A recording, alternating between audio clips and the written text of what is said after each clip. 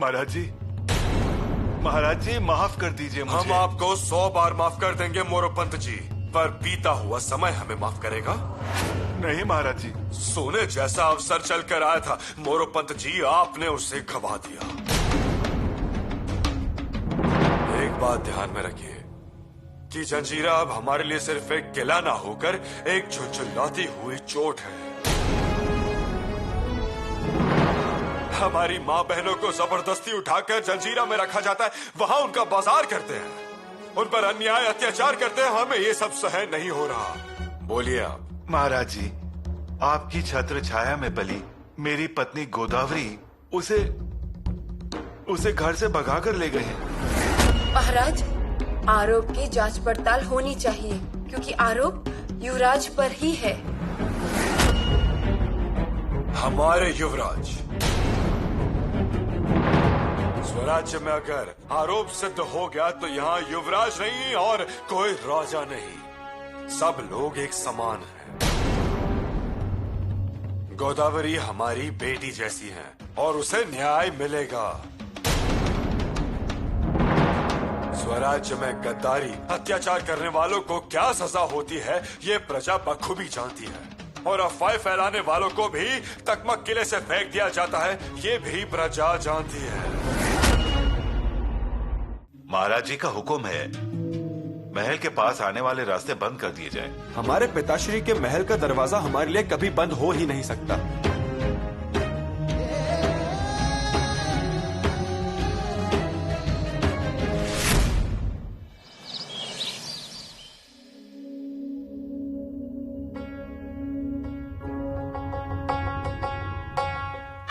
खाना खा लीजिए।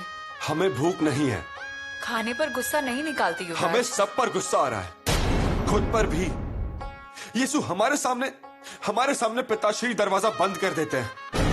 आज से पहले ऐसा कभी नहीं हुआ, पर आज हुआ है। उन्होंने आपको देखा नहीं होगा। उन्होंने देखा या नहीं ये सवाल पैदा ही नहीं होता। किले के नीचे राय पर हमारे सामने आते हैं और कहते हैं कि घोड़ा घुमा लीजिए।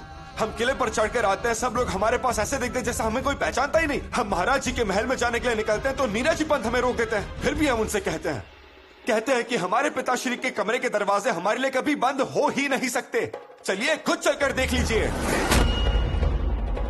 और पिताश्री हमारे मुंह पर दरवाजा बंद कर देते हैं। इसका क्या अर्थ है? इसका यह मतलब है कि पिताश्री हमसे नाराज है। यीशु, अगर हमारे भगवान ही हमसे नाराज होंगे तो हम खाना कैसे खाएं? निवाला हमारे गले से उतरेगा? क्यों? पिताश्री ने ऐसा बर्ताव क्यों किया? या अब जंजीरा में छुपके से जाने वाली सामग्री को जब्त किया इसलिए गुस्सा है वो हमसे? उसी वजह से गुस्सा होंगे। पर उस वजह से नाराज होते तो हमसे बात करना बंद नहीं करते, उल्टा प्रशंसा करते और हमें समझते। ऐसे दरवाजा बंद नहीं करते। युवराज, आप पहले खाना खा लीजिए, फिर बात करते हैं। यीशु, पिताश्री ने ऐसे दरवाजा बंद किया मतलब हमें खुद से दूर करने जैसा है। क्यों? पिताश्री ने हमारे साथ ऐसा बर्ताव क्यों किया? ऐसा क्या हुआ है? बहुत गुस्से में है। किसी को भी महल में आने की इजाजत नहीं दे रहे हैं। हे भगवान, अब क्या होगा? अब क्या होगा इसका थोड़ा सा अंदाजा आपको भी है कि नहीं? हमें?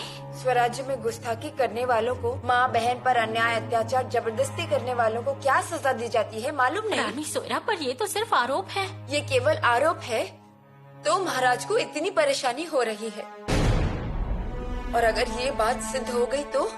रानी सोयरा, ये क्या कह रही हैं आप? गोदावरी महल में दिखी थी, तभी हमने यीशु रानी को सावधान किया था। युवराज ने ऐसा कुछ नहीं किया होगा, इसका हमें विश्वास ही नहीं, पूरा यकीन है। हमें भी अपने बच्चे पर यकीन है, पर अगर महाराज ने बात नहीं की तो किससे बताएंगे? महाराज ने युवराज से मुंह क्यों मोड़ लिया है ये हमें नहीं पता, पर हम माँ की ममता से युवराज को विश्वास में लेकर उनसे बात करेंगे। इस कठिन समय में उनके पीछे दृढ़ता से खड़े रहना चाहिए हमें। उसका कोई फायदा होगा हमें ऐसा लगता नहीं।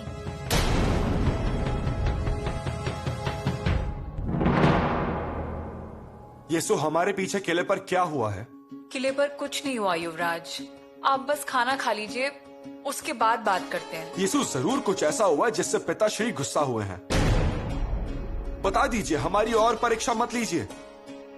युवराज, खाना खा लीजिए ना। जब तक हमें वजह नहीं पता चल जाती हम नहीं खाएंगे।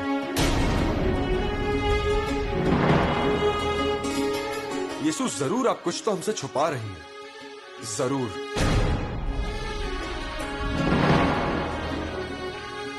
ये आपसे किसने कहा? आपकी आंखों ने। आप छिपाने का बहुत प्रयास कर लेंगी पर आपकी आंखें छिपा नहीं पा रही। युवराज, आप बस खाना खा लीजिए। हमने अगर खाना नहीं खाया तो हम मर नहीं जाएंगे, लेकिन अगर पिताश्री के गुस्से की वजह नहीं पता चली तो शायद हम। ठीक है, बताते हैं, पर उससे पहले आप निवाला लीजिए। ठीक है, बोलिए।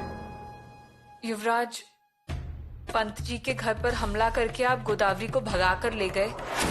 केदार जी ने पिताश्री के सामने ये इल्जाम लगाया है, और साथ में अनाजी पंत भी थे। हम गोदावरी को भगा कर ले गए?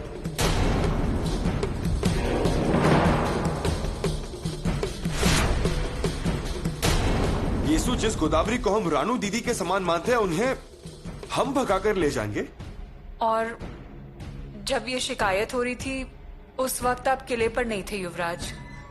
पर नहीं, पिताश्री को इस बात पर यकीन होगा ही नहीं। विश्वास नहीं होगा, पर जो इल्जाम लगे हैं उससे बुरा लगा है उन्हें। अब बात समझ में आ रही है। युवराज, पर ये तो सिर्फ इल्जाम पर है। वो इल्जाम भी क्यों हो रहे हैं हम पर? हम किसी के रास्ते में जाते हैं, किसी को परेशानी देते हैं, या फिर युवराज है इसलिए मनमानी करते हैं? यीशु, नियति हमारे लिए ही इतनी कठोर क्यों है? हम शूर पिताश्री के शूर बच्चे हैं, ऐसा कहते हैं, उनके जैसा बर्ताव करना चाहते हैं, उनके जैसा बनना चाहते हैं, फिर भी हम पर ही इल्जाम क्यों होते हैं? कलंक भी हमारे ही बारे में इतना सतर्क क्यों है यीशु? युवराज, कलंक वगैरह कुछ नहीं है। देखिए, इल्जाम लगे हैं, पर अभी उन्हें साबित होना बाकी है। पर यीशु, आपको मालूम है ना, गोदावरी का विषय हमने कब का बंद कर दिया है। पिताश्री के गुस्से की अगर यही वजह होगी तो हम जरूर उन्हें सफाई देंगे। यीशु, कुछ भी हो जाए चलेगा, पर हमारे भगवान हमसे रूठ जाए ये नहीं चलेगा, कदापि नहीं। कुछ फायदा होगा ऐसा लगता नहीं, मतलब? बहुत कुछ करने का मन होता है हमें, पर हमारे हाथ बंधे हुए होते हैं। किसने बांध दिए हैं आपके हाथ?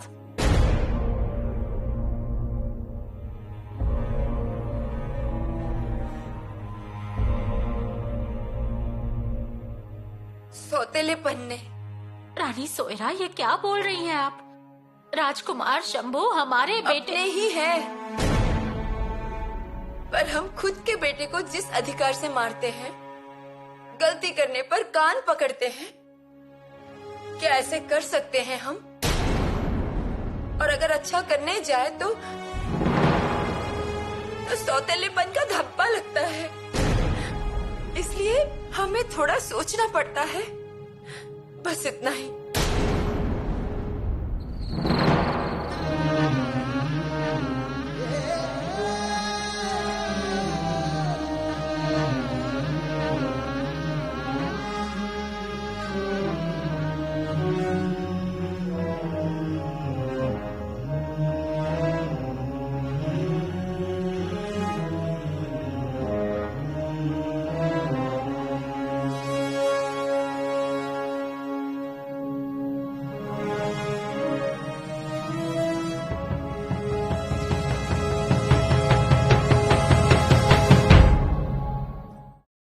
शंभू बेटा,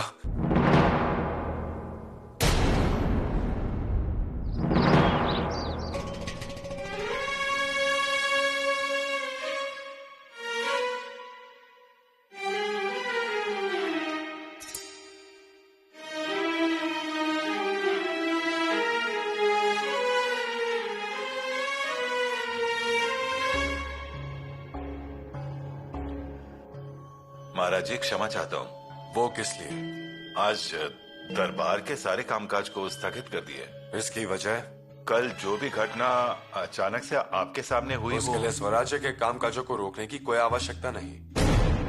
पर महाराज जी आज दरबार में ज्यादा कुछ कामकाज नहीं हुआ, और जो होगा भी वो हम देख लेंगे।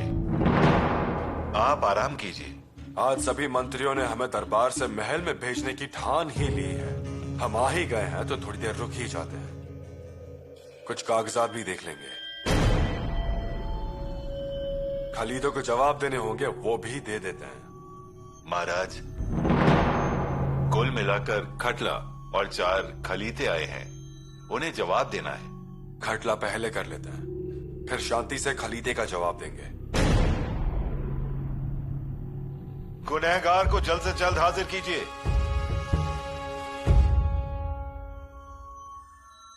इनका अपराध बताइए। महाराज ये रामा जी है, गांव की स्त्री के साथ बदतमीजी करके 7 साल के लिए फरार था। हमारे पाठक को इसका पता लगा और उन्होंने छापा मारकर इसे पकड़ लिया। अब हमें समझ में आया आप लोगों ने दरबार का काम स्थगित क्यों किया था। माफ कीजिए महाराज जी, दुर्भाग्य से एक खटला भी ऐसे सामने आया है कि न्याय करने में परेशानी होगी। परेशानी कैसी? जैसे अपराध किया है वैसे ही न्याय भी जरूरी है। क्या इनका अपराध साबित हो गया है? जी महाराज, और उन्हें अपराध कबूल भी है। महाराज मेरे हाथों से पाप हुआ है। महाराज मुझे माफ कीजिए। महाराज मुझे माफ कीजिए। खामोश! शर्म नहीं आती माफी मांगते वक्त? स्वराज्य में बदतमीजी करने पर कौन सी सजा होती है ये मालूम नहीं है आपको? नेराजी पंत जी, इस इंसान को आज के आज तोप के मुंह में दे दीजिए। लेकर जाइए इन्हें। महाराज मुझे माफ कीजिए। महाराज मुझे माफ कीजिए। नहीं, आदेश पर अमल हो जाना चाहिए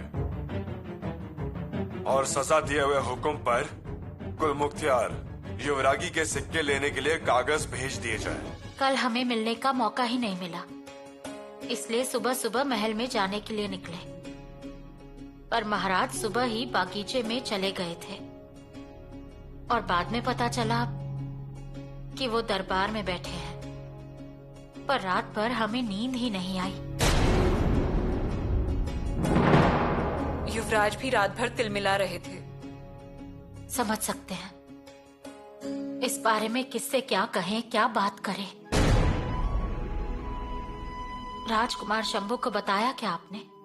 जी, पर माताश्री जो भी इल्जाम लगे हैं उसका उन्हें बुरा लगा है, पर उससे भी ज्यादा उन्हें इस बात का बुरा लगा है कि पिताश्री ने उनसे बात नहीं की। पिताश्री को एक बार उनसे मिल लेना चाहिए था। युवरागी, नीराजी पंत अंदर आने की इजाजत मांग रहे हैं। इजाजत है, बुला लीजिए उन्हें।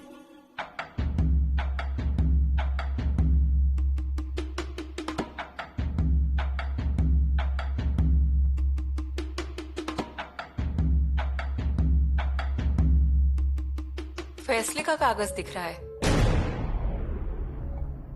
किसका फैसला हुआ है?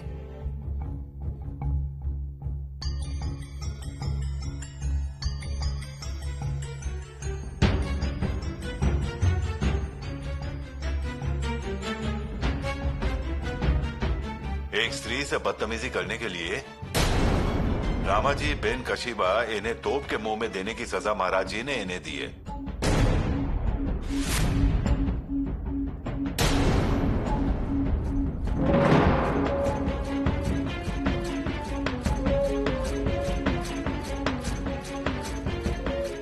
मुख्तियार की हैसियत से शिक्का लगाना पड़ेगा आपको।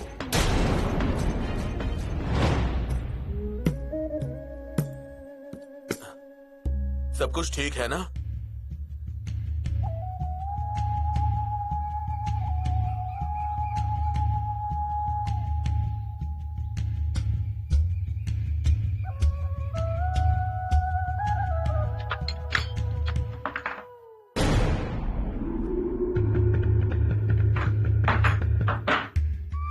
छोड़ दीजिए मुझे जाने दीजिए। चुप हो जाओ। आप ये सब क्यों कर रही हैं? किसके कहने पर कर रही हैं? जाने दीजिए मुझे।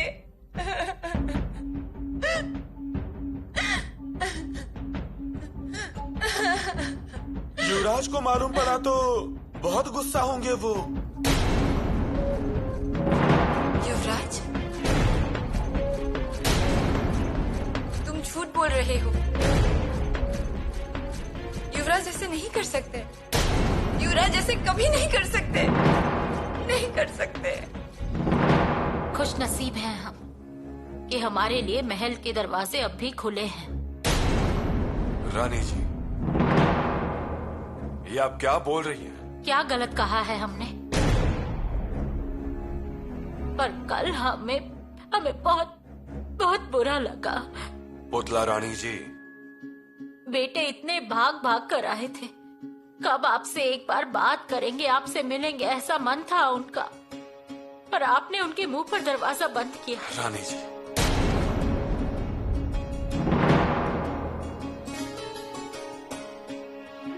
मिला आपको समाधान?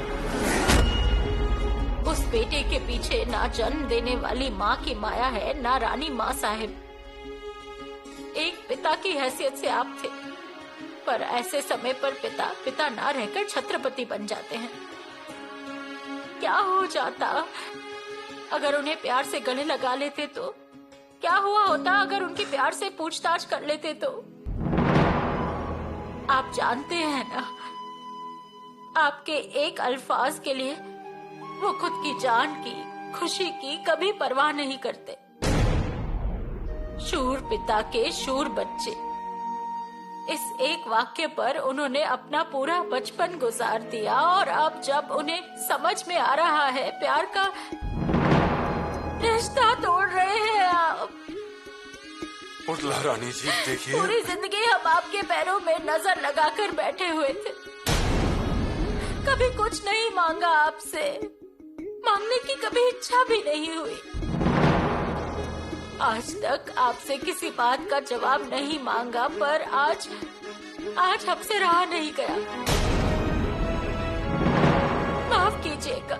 एक माँ की हैसियत से आपकी जान निकल रही है, ये जानते हैं हम। पर इस वक्त हम न्याय में बंधे हुए हैं, और रिश्ते में भी बंधे हुए हैं, पर वो सिर्फ हमारी चौखट के अंदर।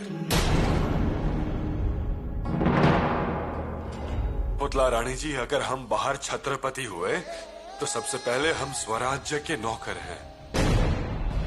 हमारी भी मर्यादाएं हैं। महाराज, अब बस, आप शंभू राजा के लिए सफाई देने आई हैं, ये पता चल गया है हमें।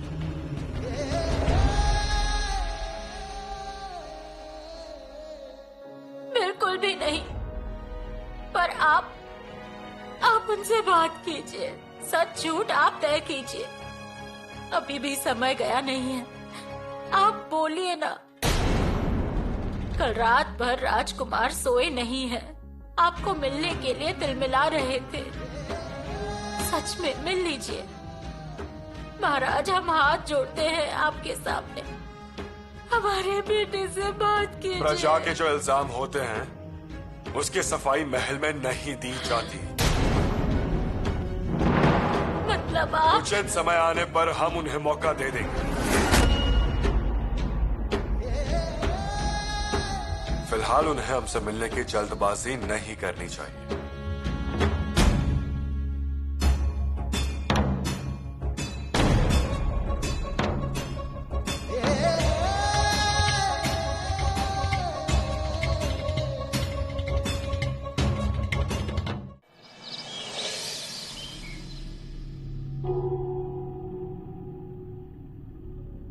कुछ खाया नहीं, दूध भी ऐसे के ऐसे पड़ा है। प्रजा के इल्जामों की सफाई महल में नहीं, दरबार में देनी होती है। युवराज, हमसे मिलने की जल्दबाजी मत कीजिए। यीशु, हम करना क्या चाहते हैं और होता कुछ और ही है। हमारे पिताश्री हमसे ही रूठे हुए हैं। फिर हमारी भी जिंदगी जीने का क्या अर्थ रह जाता है? युवराज, क्या आप हमारे एक सवाल का जवाब देंगे?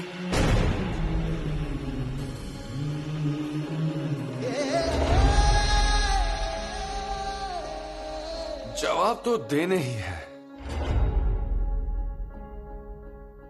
पूछ लीजिए, हमारा भी थोड़ा अभ्यास हो जाएगा।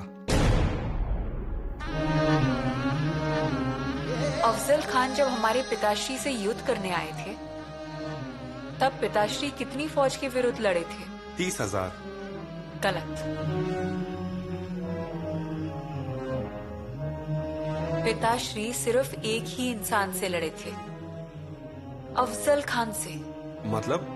30,000 की फौज में से 15,000 उन्होंने वाई में छोड़ दी। उस 15,000 को लेकर वो महाबलेश्वर गए और वहां 7,000 छोड़ दी और 5,000 पार गांव में। प्रतापगढ़ के किले के नीचे जब अफजल खान पिताश्री से मिलने आया, तब शामियाने में सिर्फ 2 ही लोग थे, एक सैयद बंडा और दूसरा वकील, और दोनों को दूर खड़े रहने को कहा। इसका मतलब पिताश्री लड़े सिर्फ एक ही इंसान से, अफजल खान से। हाँ, ये तो सच है। ये शिव सूत्र, गनिमी कावा। युवराज, अफजल खान जब पिताश्री से युद्ध करने आए थे, तब हमारे पिताश्री कम से कम 30 साल के थे। ये अफजल खान आपके विरुद्ध बहुत जल्दी आ गया है।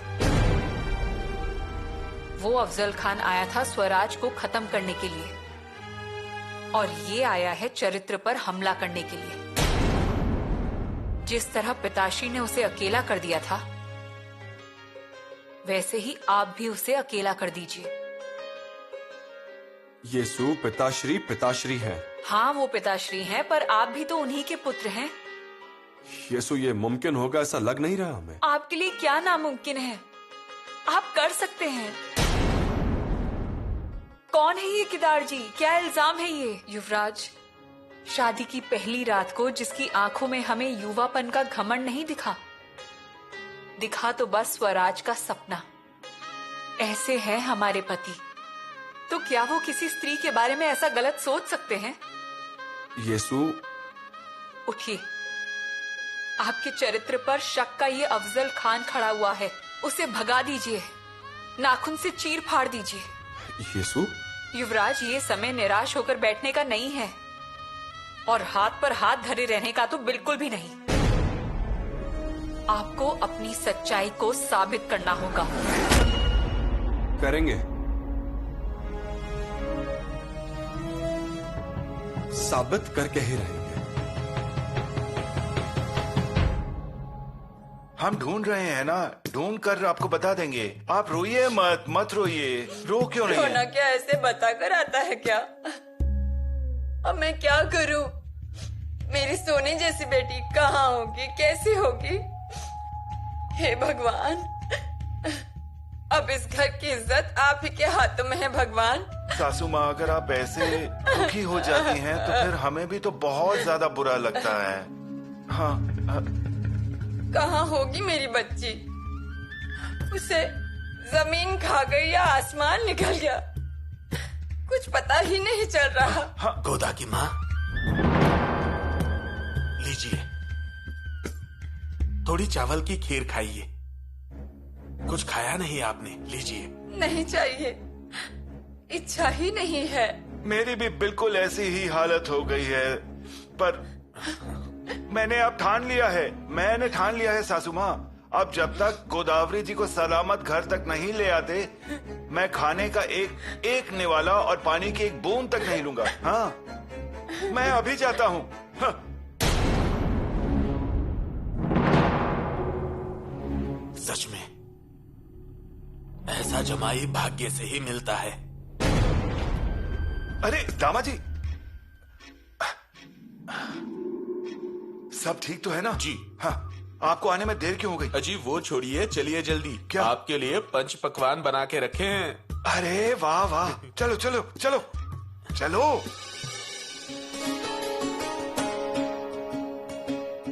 इस सब के लिए हम जिम्मेदार हैं। रानी जी, साई रानी की मृत्यु के बाद राजकुमार शंभू को आपने हमारे पास सौंपा था, लेकिन हमसे कोई कमी रह गई। हमसे उनकी परवरिश अच्छी तरह नहीं हुई, इसीलिए जो भी सजा देनी होगी वो हमें दीजिएगा। रानी जी, इसमें किसी का भी कसूर नहीं है। शायद वो कल बेगुनाह भी साबित हो जाएंगे। तो आप उनसे मिल क्यों नहीं अभी रहे? मिलना संभव नहीं है। ये हमारे उसूलों के खिलाफ है। इन उसूलों में हमारे बच्चे की जान जा रही है, और वैसे भी उन पर हमेशा से अन्याय होते आया है, इसीलिए हम प्रजा के लिए एक निष्ठा है। प्रजा जरूरी है क्या? अपना बच्चा जरूरी नहीं है? उठते बैठते प्रजा, उठते बैठते स्वराज्य। इस स्वराज्य के लिए अपने खुद के बेटे को मथुरा में वो छोड़कर आए थे राजकरण आप। का एक हिस्सा था। वो सब हम नहीं जानते, पर अगर राजकुमार को सजा हुई तो हमसे कोई उम्मीद मत ये रखिएगा। आपका मातृ प्रेम बोल रहा है पुतला रानी जी। पितृ प्रेम को भी जागरूक होने की जरूरत है, ऐसा लगता है हमें। पुतला रानी जी, हमारा राज्य अभिषेक हुआ है, हम सिंहासन पर बैठे हैं, इसका मतलब जानती हैं क्या? अब सब प्रेम के संबंध छोड़कर प्रजा के कल्याण के लिए हमने आप माफ कीजिएगा महाराज, पर सिंहासन पर बैठने से पहले आप एक पिता हैं। तो हम क्या करें? छोड़ दे सिंहासन?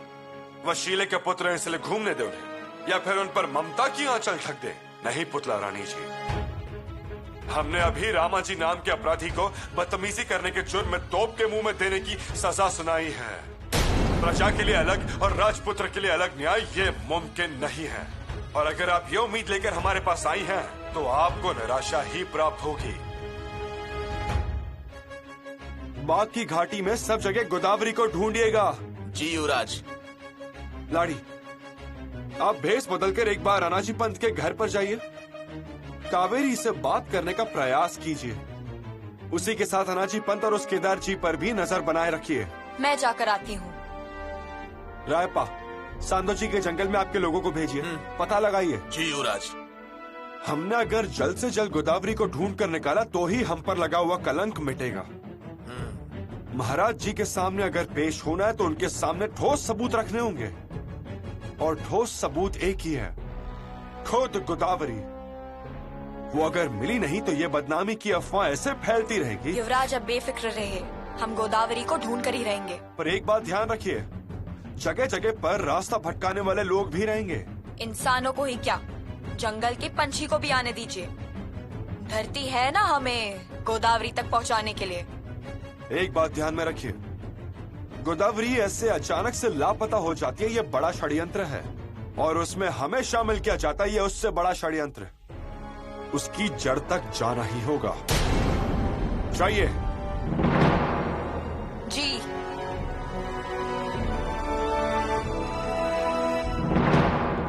तगड़ुक तगड़ुक तगड़ुक तगड़ुक तगड़ुक तगड़ुक तगड़ुक तगड़ुक तगड़ुक तगड़ुक तगड़ुक तगड़ुक तगड़ुक तगड़ुक। माताश्री, ये हमारा घोड़ा आया है, ये हमारी तलवार है, और ये हमारी ढाल। और अब कहाँ रवाना हो रहे हैं? दिल्ली के लिए रवाना हो रहे हैं। हर हर महादेव। तगड़ुक तगड़ुक तगड़ुक तगड़ुक तगड़ुक तगड़ुक तगड़ुक तगड़ुक तगड़ुक तगड़ुक तगड़ुक तगड़ुक। कभी कभी लगता है ये क्यों बड़े युवराज नहीं बने। आपने कुछ कहा पंत?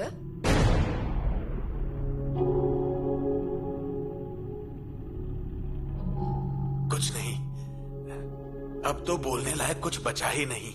महारानी जी, बोलिए पंत। मुझे ऐसा लगता है कि काशी चला जाऊं। पंत, अब क्या करूं महारानी जी, घर से बाहर निकलना मुश्किल हो गया है। 4 लोगों को मुंह नहीं दिखा सकता। बहुत तकलीफ हो रही है महारानी जी। शांत हो जाइए पंत। हम शांत ही हैं। कल महाराज के चरणों पर तलवार रखने गए थे, लेकिन शिकायत नहीं की। हम वापस जा रहे थे, लेकिन अचानक गलती से जमाए राजा बोल गए, इसलिए महाराज को पता चला, नहीं तो वो भी नहीं पता चलता। आप अपना मन खराब मत कीजिए और ऐसे विचार मत लाइए। तो फिर न्याय तो मिलना चाहिए। न्याय मिलेगा। गोदावरी की कोई खबर? नहीं, जमाई जी ढूंढ रहे हैं। उन्होंने तो खाना पीना छोड़ दिया है, बस गोदावरी गोदावरी जप रहे हैं। लगता है जल्द ही पागल हो जाएंगे वो।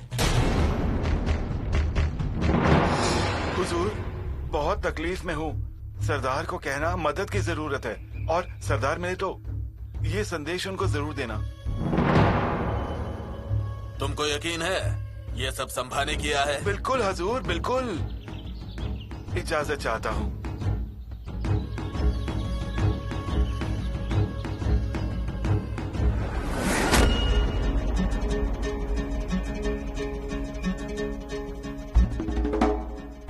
केदार भाई, आप उनके चरण क्यों स्पर्श कर रहे थे? कुछ नहीं, मदद मांगी थी उनसे बस। उनसे कहा गोदावरी जी को ढूंढने में आप मेरी थोड़ी मदद कीजिए। जी वो कैसी मदद करेंगे? गोदावरी को तो आप ही ने छुपाया है। मदद किसे चाहिए दामाजी, लेकिन खबर तो पहुंच जाएगी मुगलों तक ना, कि हमारे युवराज जी ने मेरी गोदावरी को भगाया है। लेकिन उससे क्या होगा? उसी से ही तो सब कुछ होगा दामाजी। आप बस देखते रहिए। अब दूसरा संदेशा मैं भेजूंगा वो टोपीकर जी को। फिर उन्हें भी पता चलेगा कि मुझ पर क्या क्या बीत रहा है, और हमारे युवराज जी का बर्ताव कैसा है वो भी तो। वाह केदार जी वाह! अरे इतनी तैयारी से उतर रहे हैं अखाड़े में। क्या करें, चुनौती भी तो उतनी ही बड़ी है। उस अशरफ खान को तूने ही खबर दी थी ना? मैं महाराज को सब कुछ बताने वाली हूँ। दामाजी, गोदावरी जी मेरी जान लेने पर तुली है। उन्होंने अगर मुंह खोला तो हमारे सारे भेद बाहर आ जाएंगे। हाँ, अजी बहुत गड़बड़ हो जाएगी। गड़बड़ी? हमें अब भूल जाना होगा। 7 मंजिलों वाला घर और 50 घोड़े, पत्थरों पर सोने की नौबत आ जाएगी। इतने बड़े युवराज, लेकिन आप उन्हें हरा कर ही रहेंगे। बेटा दामाजी, शरीर पर होने वाले हमले को सहने वाली ढाल तो बहुत है, पर चरित्र पर क्या हमला सहने वाली कोई ढाल है? अभी तक इस दुनिया में किसी ने भी नहीं बनाई है।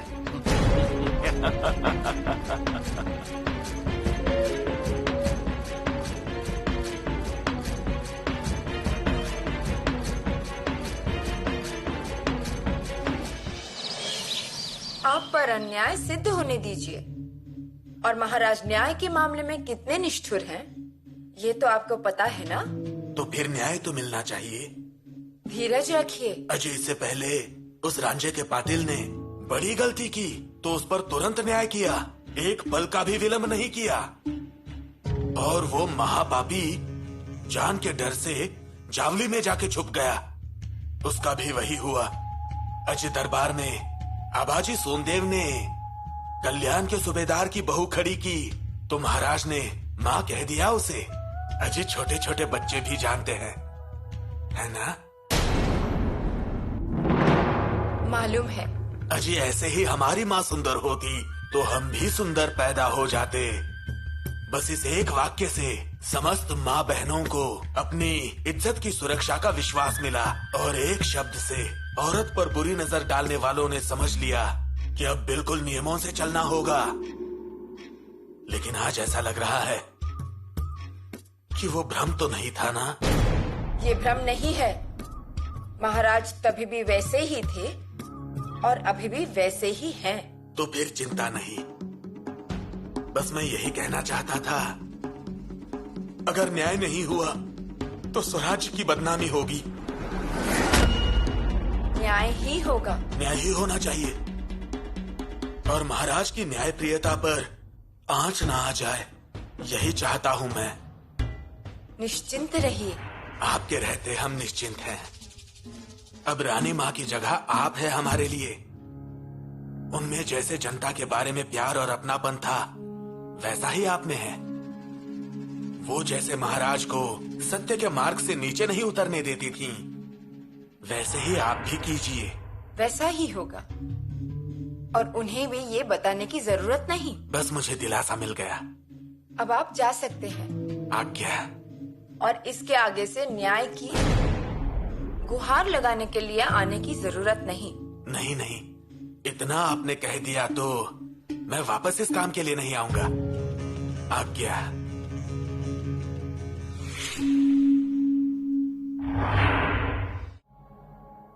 रानी माँ। साई रानी जी। रानी माँ, आज इस वक्त आपको यहाँ होना चाहिए था। आज हम पर यह बुरा समय नहीं आता। आज ऐसा लग रहा है आपको यहाँ होना चाहिए था। अगर आप होती तो हम इस उलझन में नहीं पड़ते। रानी माँ, आपके सिर्फ एक ही शंभू बेटा है। इस एक आवाज से हम में सामर्थ्य आ जाता है। लेकिन आज हम अकेले हैं। अकेले तो हैं हम आज। महादेव की पिंडी पर रखने वाले बेलपत्र में 3 पत्तियां होती हैं। उसमें से एक भी पत्ता गिर गया तो बाकी दोनों का कुछ महत्व नहीं रहता। रहने दीजिए, ये एक अलग ही नियति है। नियति कितनी भी कठोर होने दीजिए हमारे ऊपर, पर हमने गलत नहीं किया है और ना ही कभी करेंगे। रानी माँ, हम में आपके संस्कार हैं, हमने संजो कर रखे हैं, फिर हम ऐसी गलती कैसे कर सकते हैं? हम गलत काम कर सकते हैं क्या रानी माँ? हम नहीं कह रहे हैं कि शंभू राजा ने गलती की होगी, लेकिन ऐसे मामलों में उनका नाम ही लिया क्यों जाता है? ये ऐसे इल्जाम उन पर लगाए ही क्यों जाते हैं? रानी माँ, मथुरा से निकलते समय पिताश्री ने जिस विश्वास से हमें गले लगाया था, आज उसी विश्वास से हमें गले क्यों नहीं लगाया उन्होंने? हम सिर्फ पिता होते ना तो उस बच्चे को गले लगाकर उससे पूछा होता, उससे पूछता, बेटे आप ऐसा बर्ताव क्यों करते हो? सच तो ये कि उन्हें पूछना चाहिए था, एक बार पूछ लेना चाहिए था। उनकी आंखों में हमें हमारे गुनाहों की थोड़ी सी भी अगर झलक दिखाई देती ना, तभी हम हमारा सर काट कर रख देते उनके सामने। झुकी हुई गर्दन शरीर पर रहे या ना रहे, फिर भी उसका महत्व नहीं रहता है। हमारी गर्दन किसी के सामने झुकने वाली नहीं है, और गर्दन झुकानी पड़े ऐसा हमने कुछ किया ही नहीं है। रानी माँ, हम वचन देते हैं आपको, हवा कैसे भी आए, किसी भी दिशा से आए, हमारे संस्कार मात्रशील, सत्य और संस्कृति की दिशा में ही रहेंगे। हमें ये सब मालूम है, लेकिन हम छत्रपति हैं, हम कर्तव्य से बंधे हुए हैं, और इसीलिए सही जी, सही बहुत बहुत दुख होता है। सही अपने खुद के बच्चे से ज्यादा कर्तव्य बड़ा होता है क्या रानी माँ? शायद हाँ। रायगढ़ पर खुद के बच्चे से ज्यादा कर्तव्य बड़ा ही होता है। इसीलिए आज हमें हमारे पिताश्री के सामने आरोपी के हैसियत से खड़ा होना पड़ रहा है। और इसी बात का बहुत दुख होता है साईं, बहुत। पर हमारे लिए न्याय सभी के लिए एक ही है। कल अगर हमारे हाथों से भी ऐसा गुनाह होता है तो हम खुद को भी माफ नहीं करेंगे। आज तक हमें किसने माफ किया है रानी माँ? हमें अनाथ होने का श्राप देने वाली नियति ने माफ किया है? हर बार कर्तव्य के लिए हमारे बचपन को मार डालने वाले राजकरण ने हमें माफ किया है? या फिर जीते जी हमारी मृत्यु का दिन दिखाने वाली नियति ने हमें माफ किया है? बताइए।